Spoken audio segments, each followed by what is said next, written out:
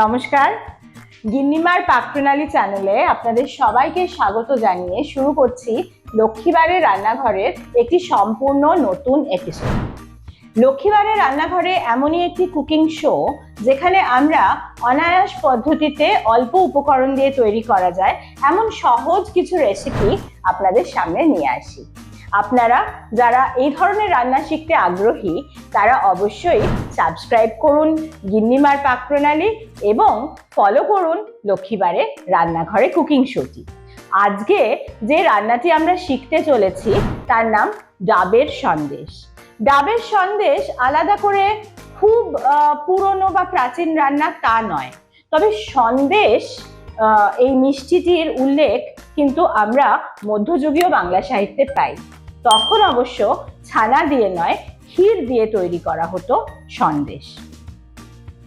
এরপর পর্তুগিজরা যখন আমাদের এখানে পাকাপাকি বসত গড়তে শুরু করে 16-17 সেঞ্চুরি জুড়ে, তখন তারা দুধ কাটিয়ে ছানা তৈরি করে তাই দিয়ে মিষ্টি কিভাবে তৈরি করতে হয় সেই পদ্ধতি আমাদেরকে শিখিয়েছিলেন এবং আমাদের ময়রারা সেই পদ্ধতি শিখে নিত্য নতুন মিষ্টি বানাতে থাকেন। সেই ছানার মিষ্টির আবার প্রধানত দুটি ধরন, একটি হলো নরম পাক আর একটি কড়া পাক। এই নরম পাকের সন্দেশেরই অন্যতম ডাবের সন্দেশ। বলা হয় যখন মিষ্টির দোকানে ময়রারা এই মিষ্টিটি তৈরি করতেন তখন নাকি তাতে ডাবের জল এবং ডাবের শাঁস একত্রে মেশানো হতো, যাতে প্রচন্ড গরমে দহন দিনে কোনো তৃষ্ণার্ত ব্যক্তি যদি এই মিষ্টিটি খেতেন তাহলে তার তৃষ্ণা নিবারণ হতো। কিন্তু এ তো গেল মিষ্টির দোকানে মিষ্টি তৈরি করার গল্প।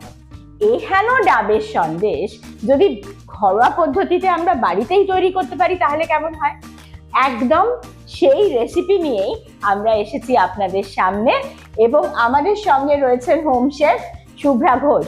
তিনি আমাদেরকে শিখিয়ে দেবেন, ধাপে ধাপে শিখিয়ে দেবেন, খুব সহজে শিখিয়ে দেবেন ডাবের সন্দেশ তৈরি করবার প্রস্তুত প্রণালী। তাহলে আর দেরি করব না, আমরা শুভ্রার সঙ্গে শিখে নেব ডাবের সন্দেশ। আর এই ধরনের রেসিপি আপনারা যদি আরো চান, আরো শিখতে চান, তাহলে অবশ্যই সাবস্ক্রাইব করুন গিন্নিমার পাকপ্রণালী চ্যানেলটি। আসুন শিখি। নমস্কার, আমি শুভ্রা ঘোষ। আমি আজকে বানাচ্ছি ডাবের সন্দেশ।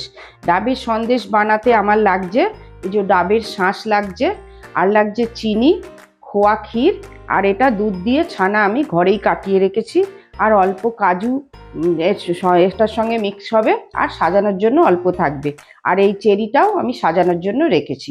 প্রথমে আমি এই ডাবের শাঁসটাকে মিক্সিতে দেবো এবং তার সঙ্গে খোয়া ক্ষীরটাও দেবো, দিয়ে একটু ব্লেন্ড করে নেব।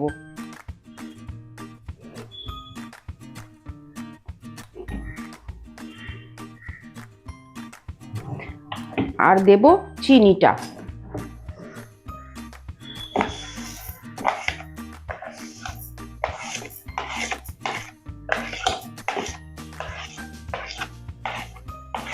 আর অল্প একটু কাজু দেবো, আর একটু কাজু রেখে দেবো সাজানোর জন্য।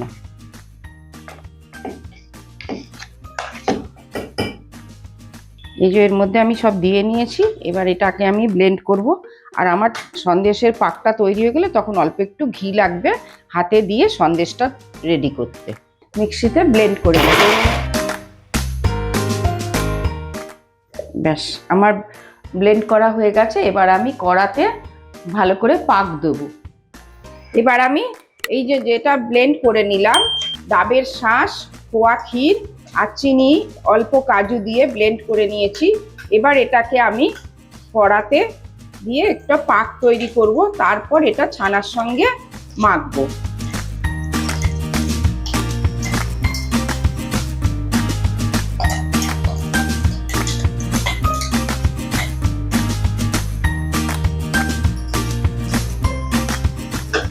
আমার এই যে পাকটা এবার হয়ে এসেছে, এবার আমি এর মধ্যে ছানাটা দেবো। তার আগে আমি একটু ফ্লেমটা কমিয়ে নিয়েছিলাম, একদম 400-তে করে নিয়েছিলাম, নিয়ে আমি পাকটা রেডি করেছি।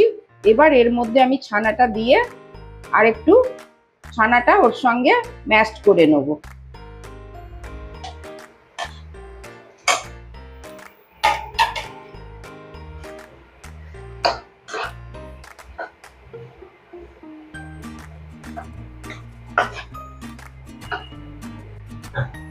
এই ছানাটা এর সঙ্গে ম্যাশ করে নিচ্ছি। এবার ছানাটা ম্যাশ করা হয়ে গেলে এটা ঢেলে আমি একটু ঠান্ডা করে নেবো।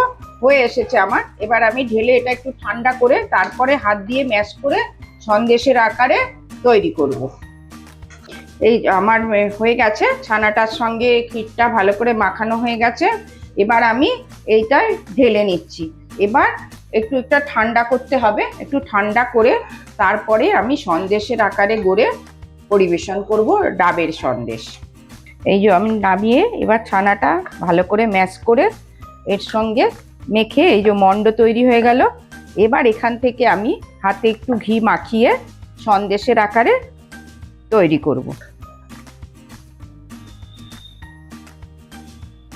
ছোট ছোট লেচির মতন কেটে যে যেরকম খুশি শেপ দিতে পারে, তবে আমি একটু গোল গোল শেপটাই দিচ্ছি।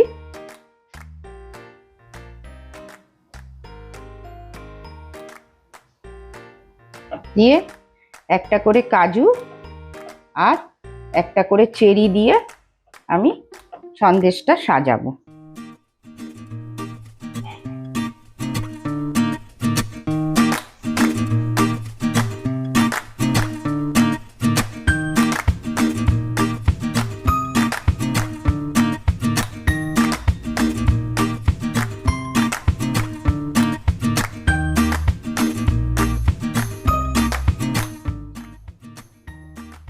এই যে তৈরি আমার ডাবের সন্দেশ। একদমই কম উপকরণ দিয়ে ঘরোয়া সব কিছু দিয়েই আমি রেডি করে ফেললাম ডাবের সন্দেশ। আপনারাও করুন, করে খান, খুবই ভালো লাগবে। ডাবের সন্দেশ আপনারা দেখলেন কেমন সহজে এবং একদম অল্প উপকরণে শুভ্রা তৈরি করে ফেললেন। মূলত লাগলো ডাবের শাঁস, ছানা, খোয়া ক্ষীর এবং চিনি। তো এবং একদম সহজভাবে যেটা বাড়িতে ইজিলি রান্না করে ফেলা যায় এমন একটি রান্না আজকে শুভ্রা আমাদের শিখিয়েছেন। সামনেই পুজো আসছে, তার আগেও বিভিন্ন অনুষ্ঠান থাকবেই। আপনারা যদি ঘরে তৈরি মিষ্টি খাওয়াতে চান তাহলে অবশ্যই এটা রান্না করে ফেলবেন এবং রান্না করার পরে কেমন হলো আমাদেরকে কমেন্টে লিখে জানাবেন। আমাদের সঙ্গে থাকবেন, আমাদের চ্যানেলটিকে সাবস্ক্রাইব করবেন এবং আপনাদের ভালো লাগলে লাইক করবেন, শেয়ার করবেন প্রিয়জনদের সঙ্গে। আপনাদের মতামত আপনাদের কমেন্টে লিখে জানাবেন। আপনাদের মতামত কিন্তু আমাদের জন্য বিশেষ গুরুত্বপূর্ণ। ভালো থাকবেন, আজ এই পর্যন্ত।